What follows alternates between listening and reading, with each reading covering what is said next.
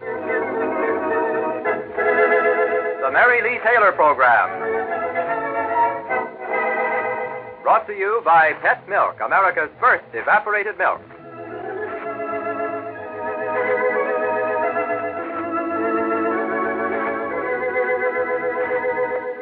Welcome to the Mary Lee Taylor Program with the story of the week about that lovable pair, Jim and Sally Carter, and from Mary Lee Taylor's Friendly Kitchen, the pet recipe of the week.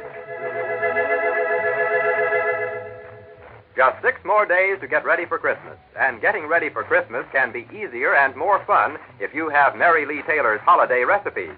So send for this new, exciting recipe collection today, sure. Candies, cookies, party food, they're all in this one handy book. And it's as easy as this to get a copy.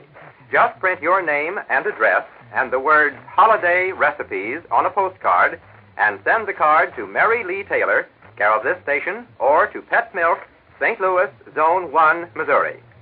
And now it's Mary Lee on NBC. Hello, this is Mary Lee Taylor. Happy, as always, to spend this half hour with you. Today's story about Jim and Sally Carter really began weeks ago when Sally left Midland against her father's wishes to join Jim in Capital City. Ever since then, there's been antagonism between Jim and Sally's father. And now that Christmas is coming, Sally faces a real problem. She longs to be home with her family, but she knows that without Jim, it couldn't be a happy Christmas for her. So Jim and Sally have their Christmas alone in that little apartment where there's hardly room for a Christmas tree? You'll have the answer to that in just a minute, Dale.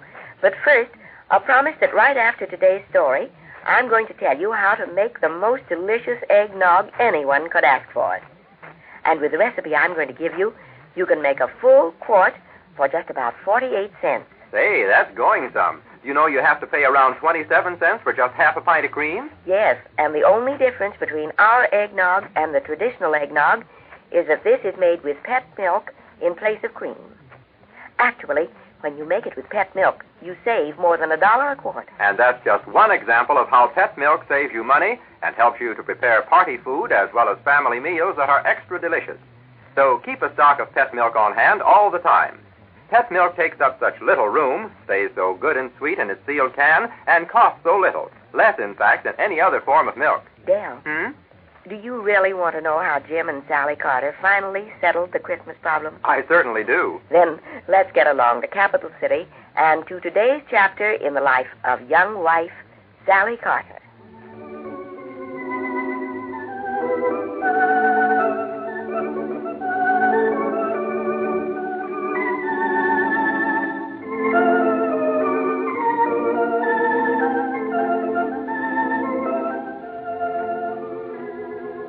Sally's plans for the Christmas holidays started back in November, when her mother, Martha Hayes, was visiting her in Capital City. Martha had come to see Sally's apartment, to see Sally, and especially to talk with Sally about the preparations for her first grandchild, expected in early spring. But, Sally, you can't mean that these are all the clothes you want for the baby. Except for the diapers, of course. I haven't bought those yet. 2 dresses and not a single petticoat. Well, people don't dress babies up the way they used to, Mom. Besides, somebody will probably give the baby a dress or 2. Oh, I have a lot of baby clothes you children wore. I'm sure you can use some of them when you're home for Christmas. But, Mom, I don't think... Well, you can look them over. I had a dozen dresses for each of you. Good heavens. Times have certainly changed since you were babies. Goodness, I had to put the spinach and prunes through the strainer myself, cook the cereal in a double boiler for hours. Well, didn't they have baby food in cans then? They were just starting to when Rich came along. But I had to prepare them for you. And I found time to dress you up every afternoon in a dress and a petticoat. You were the prettiest baby. Nobody takes all that trouble now. Too much ironing. I suppose. Kate Lorimer's at home now, and she brought her baby right in for the bridge club to see, wearing a little nightgown-looking thing. Mrs. Lorimer was embarrassed, I could tell. I'll promise to put a dress on your grandchild for the bridge club ladies. So babies are just as cute in their nightgowns. Babies are just like anybody else. They look better when they're dressed up. As I say, when you're home for Christmas, you can look them over. Mom, I'm afraid we won't be coming home for Christmas. Not coming home? Why, of course... Sally, you don't mean to say that little misunderstanding you and Jim had with your father is going to keep It was more than a little misunderstanding, Mom. It Well, not quite cricket. Making me think Jim didn't want me to come to Capital City with him and making Jim think I didn't want to leave home. But he thought he was doing it for your own good, Sally. He was so sure you ought to stay at home until the baby arrived. I know, and I understand, but Dad had good intentions, and I'm not angry about it. Jim doesn't forget easily, you know. But my goodness, Christmas. I know, and I want to come. Jim, he loved our family Christmas last year, and I'm sure he'd be happy to be on friendly terms with Dad again. But maybe if Dad would write to him specially, sort of apologize. I'm afraid Dan would never do that. He'd like to make up with Jim, I know, but he's stubborn, too, and he thinks he was right. Now, if Jim would just give him an opening. It looks like an irresistible force and an immovable object. Or I guess in this case it's two immovable objects. And that would just spoil Christmas for everybody. I'm not so sure. It's only the middle of November. We've got 6 weeks yet. I'm not giving up. I don't see what you can do, and me either. Well, I have a little method I've used once in a while. I don't try it often, and it doesn't always change his mind. But if I try it on Dan, and you try it on Jim, well, maybe one of us will succeed. I doubt that either Dad or Jim would get off his high horse. But for Christmas, and if you think there's any chance to... Well, what is your secret for changing a man's mind? Let's put these little clothes away first, and then I'll tell you what I think.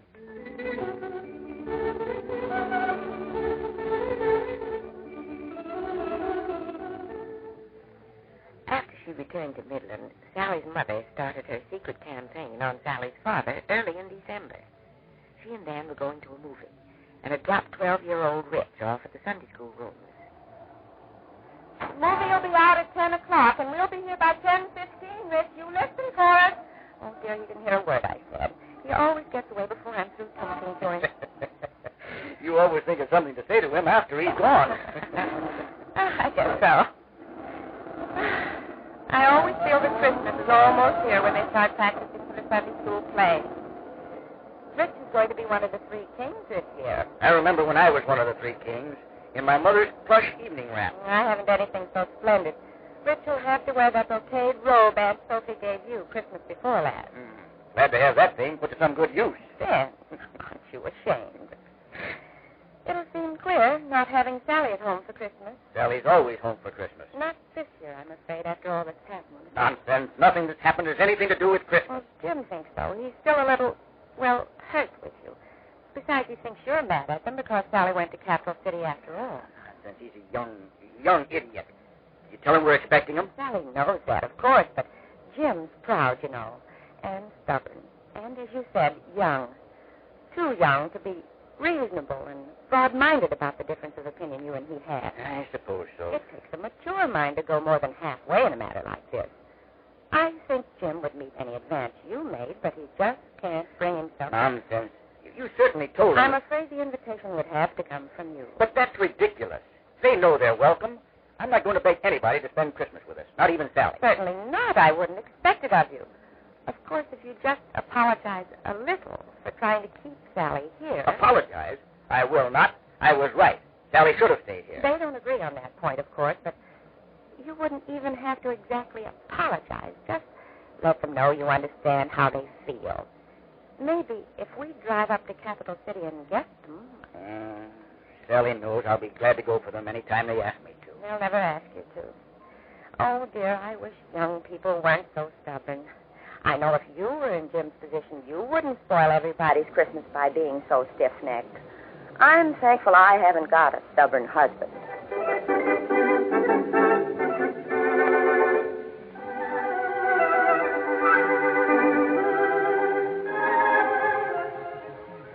And in Capital City, Sally chose a present wrapping session in which to ease into her campaign on Jim. Golly, Jim, you're a wonderful wrapper-upper. They look beautiful. Oh, is this all? It doesn't look like many presents. Heavens, no. It's all I've bought, though. I still have most of them to buy. Hey, hadn't you better get on your horse? There can't be many more SDs till see. I know. I try all sorts of schemes to fool myself into shopping early, but nothing works. Sometimes I pretend Christmas is the 25th of November. No wonder you can't sell yourself that one. Or that my relatives are all missionaries in China, and the packages have to be mailed in time. Did you ever just try thinking of the crowds in the stores in December? Well, the trouble is, I kind of like the Christmas crowds. Mm-hmm. They're fun. Oh, darling, wrap this last one in blue and silver, will you? Golly, your packages are neat. Oh, I'm a neat guy. Jim, shall we have a Christmas tree? Here? Where else? This is where we'll be, isn't it? Well, sure. Well, it just seems like a queer place to have a tree. But, well, sure, let's have one. Maybe we could have some of the other tenants in. Maybe, but they all seem to be going someplace. Even the landlady. She and Spuds are going to visit relatives in Joplin. We'll go to the theater or something. The folks would like to have us at home. Oh? Your father hasn't said so? Mom has. That's different. He's the one who's sore at me. I'm not going there as long as he acts like I'd kidnapped you, especially when he hasn't asked me. I know. I don't blame you. He was wrong, and he ought to apologize. But I'm afraid he never will. He thinks he was right, and he's pretty stubborn. You can say that again. And besides, Dad's getting old, and you know how old people are. Not broad-minded enough to give in even a little bit. He'd really love for us to be there, Jim. And if you just indicate that you'd like to make up... Oh, now, wait a minute. I wasn't the Oh, one. I don't expect you to make the first move, darling. You were right and Dad was wrong. I'm sure if you were in Dad's place, you wouldn't be silly enough to cut off your nose to spite your face like he's doing. Thank goodness you're not stubborn.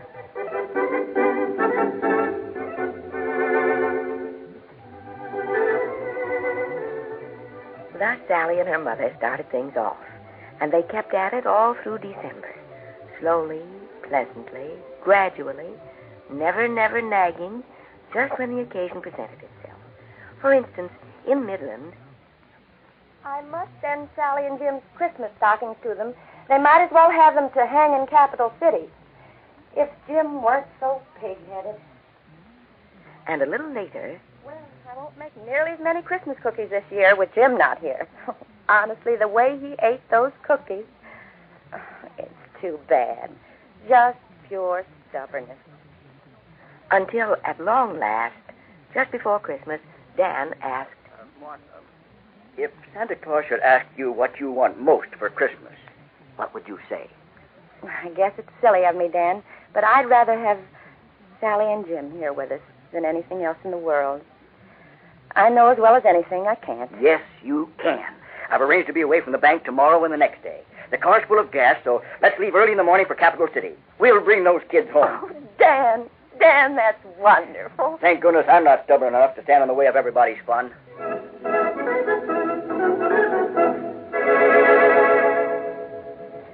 And in Capital City, Sally had been doing her part until at last... Christmas Day will find me where the love light gleams. I'll be home for Christmas, if only in my dreams. There now. Dinner's ready. Come on, dear. Sally, you do want very much to go to Midland for Christmas, don't you? Well, not so awfully much, really, Jim. Of course, it would be fun, and it would make Mom and Dad happy. But it's Dad's own stubbornness that's the trouble. I know if you were in Dad's place, you wouldn't spoil Christmas for everybody. Even in my own place, I'm not going to do it, baby. Here. Merry Christmas, darling. But Jim, what in the world? Jim, tickets, railroad tickets to Midland. Oh, Jim, you're an angel. Hey, wait a minute. Don't knock me down. Now, I'm no angel, but I'm not stubborn or unreasonable, I'm glad to say. Of course you aren't. You're the most wonderful, thoughtful...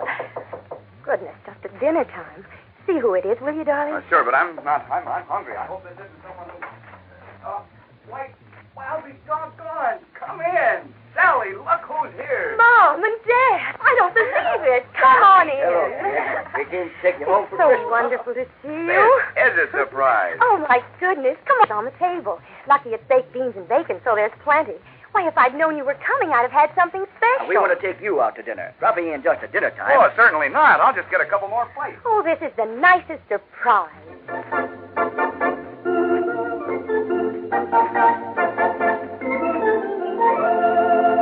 We'll return to Sally and Jim in just a minute. But first, a reminder to send today sure for your copy of Mary Lee Taylor's Holiday Recipes. In this 16-page book, you'll find easy, money-saving recipes that you can use during the holidays and all through the winter months. Recipes that'll make family meal planning and entertaining easier for you. The book is yours for the asking. Just send your request to Mary Lee Taylor, care of this station. I'll give you the address again later, but right now, back to today's story. After dinner, as Martha and Sally were washing dishes in the kitchen, Mom, it's too good to be true. Just listen to those men in We'll there. run down to the station in a few minutes, Jim, and cash in those tickets you bought. All right, then. It was mighty nice of you to come for us. I've been a little stubborn about the whole thing, like a pig-headed kid. Well, I've been a little stiff-necked myself. A man as old as I am ought to be able to see someone else's point of view. Well, we can forget it all now. Oh, you bet. And the girls can have Christmas the way they want it. Women are so sentimental. Things like that are important to them. You know, there's one thing about men. They understand. Yes, sir, they certainly do. Women are sentimental. I like that. I just can't believe it, Mom. Everything's straightened out and nobody's angry at anybody anymore. In time for Christmas.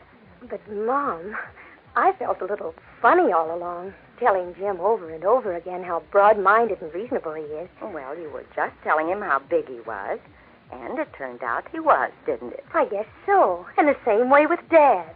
The truth of the matter is they're really wonderful, both of them. Of course. They just have to be reminded of it once in a while. That's all. Oh, Mom, I'm so happy I could pop. I'll be home for Christmas.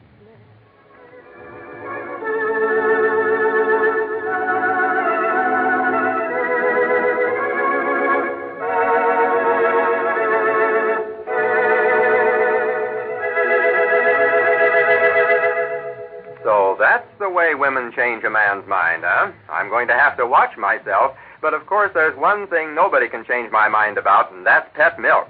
Money-saving pet milk. Double rich in all the wonderful protective food substances of whole milk, and extra rich, too, in vitamin D, the sunshine vitamin. Dale, could you stop talking about pet milk for a second and drink a toast with me? Nope, my mind's made up. I always say... what'd you say? Drink a toast? Well, the only thing is you can't drink a toast unless you have something to drink. And the pet milk eggnog is right there in the refrigerator. So if you'll bring it here. That I will. Kind of early in the day to be eggnogging, but you'll never catch me passing up a chance to have a glass of pet milk eggnog with you, Mary Lee Taylor. Fine. Now, I'll pour some eggnog in this glass for you. And in this one, for me. And we'll drink a toast to all our NBC radio friends, with the hope that next Saturday will be one of the happiest Christmases you've ever had, and that those you love most will be with you on that day. I'm happy to drink that toast, Mary Lee, but after all, we'll be right here again next Saturday morning, Christmas morning, and Yes, I know. And it is a little early to be saying Merry Christmas, but I don't mind saying it twice. Besides, Christmas morning is such a special time. We're going to have a special program. No story about Jim and Sally. No story? And no recipe. No recipe? Just a half hour that says Merry Christmas in the way I think our radio friends will like it best. With a few favorite carols and a lot of deep-down sentiment. And may I add the hope that sometime Christmas Day, you'll all say Merry Christmas with Mary Lee Taylor's pet milk eggnog. No fooling. One taste and you'll say, can't get enough of that wonderful stuff.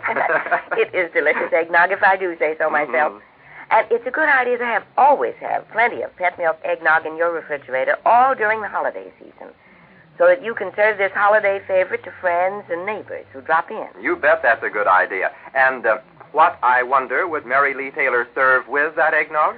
Well, I'd certainly have several plates of Christmas cookies within reaching distance. Good homemade cookies, Mm-hmm. Some of those nice thin sugar cookies? Yes, and some of the coconut kisses we had last Saturday. Mm-hmm. The kind of kisses you don't have to stand under the mistletoe to get. And I'd also have thin, tempting slices of quick fruitcake. Remember our special fruitcake, Dale? Made with vanilla wafers? How could I forget? It was terrific.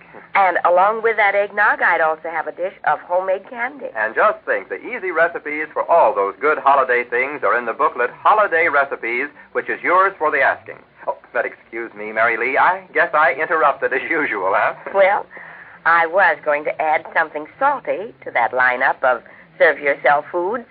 Salted nuts, perhaps, and tiny cheese crackers. Now you're talking. After all, we don't want to go overboard on the sweet stuff. But golly, I could sure go overboard for that pet milk eggnog. So how about giving the recipe, Mary Lee? All set, Del. And remember, you can make pet milk eggnog, wonderful, rich-tasting eggnog, for just about 48 cents a quart.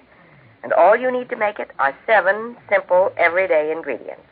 Eggs, sugar, salt, vanilla, pet milk, water, and nutmeg. Whoops, wait a minute now. Hold on. I've got to write this down.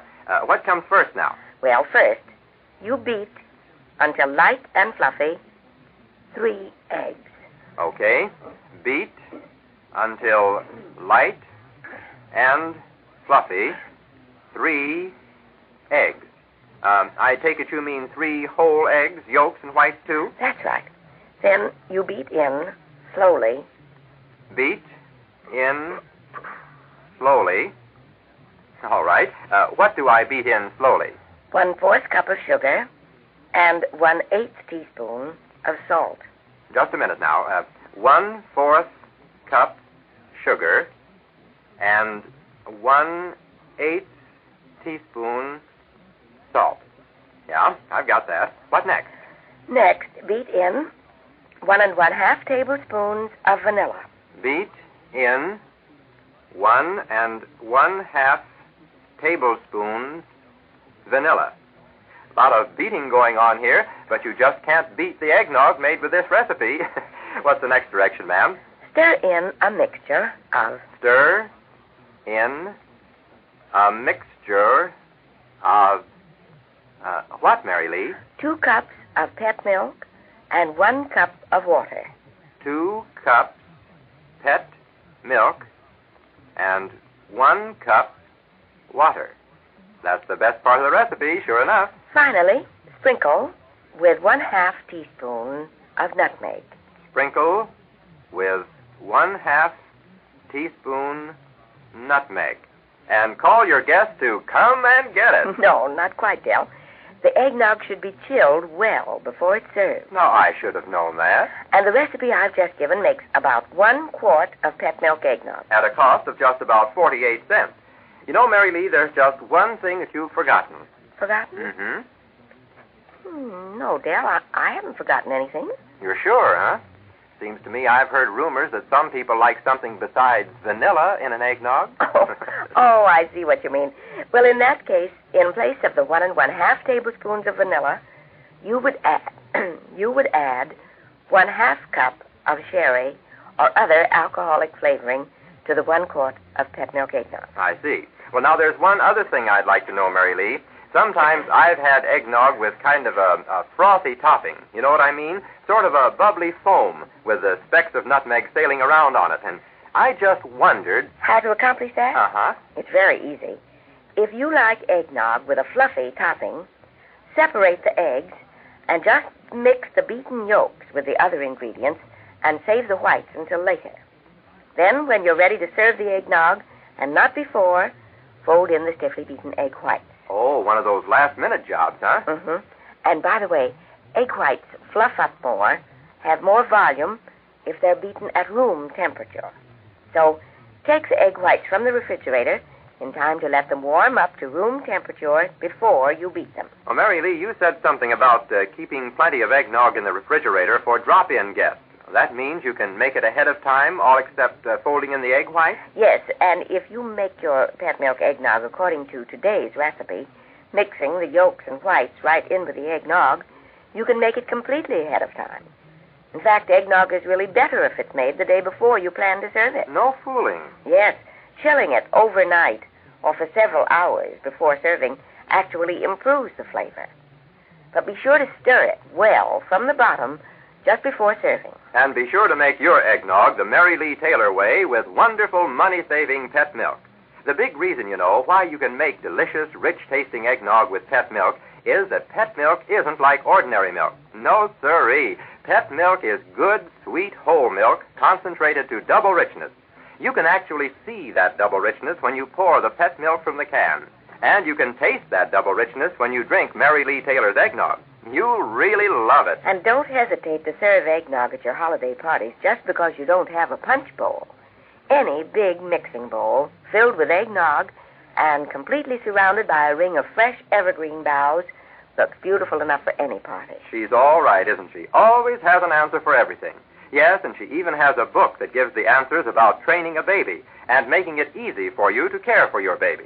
That's a fact. It's a beautiful 64-page book. It's illustrated, and it's packed with the kind of information your own doctor would want you to have. Want a copy? It's easy enough to get. All you do is send a postcard with your name and address and the words Baby Book to Mary Lee Taylor, care of this station, or to Pet Milk, St. Louis, Zone 1, Missouri. Or let one postcard do the work of two and ask for the holiday recipes and the baby book on the same card. And you can get other Mary Lee Taylor money-saving ideas if you'll help yourself to one of the handy take-home recipe folders featured in your favorite grocery store, along with the pet milk display. Oh, but here. We're talking too much about PET milk, and I know you want to hear the recipe for happiness that Mary Lee has for you today. And you will hear it in just a minute. But first, I hope that you will tune in to this NBC station next Saturday morning for our very special Christmas program. I know you'll enjoy it. And I know, too, you'll enjoy hearing Vic Damone tonight on the Pet Milk Nighttime Show with the Serenaders and Gus Henson's Pet Milk Orchestra. So be listening along with us tonight, won't you? And now, today's recipe for happiness.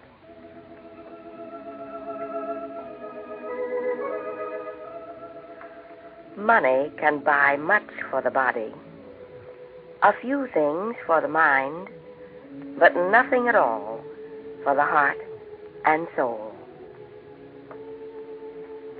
And now, until Christmas morning, this is Mary Lee Taylor saying goodbye and happy homemaking. Goodbye, Mary Lee Taylor, and good luck and good health to all of you from Pet Milk. Pet Milk is the all-family, all-purpose milk that has been a favorite in millions of homes for more than 3 generations. Today's story was written by Jane Spencer and directed by Al Chance. Del King speaking. This is NBC, the national broadcasting company.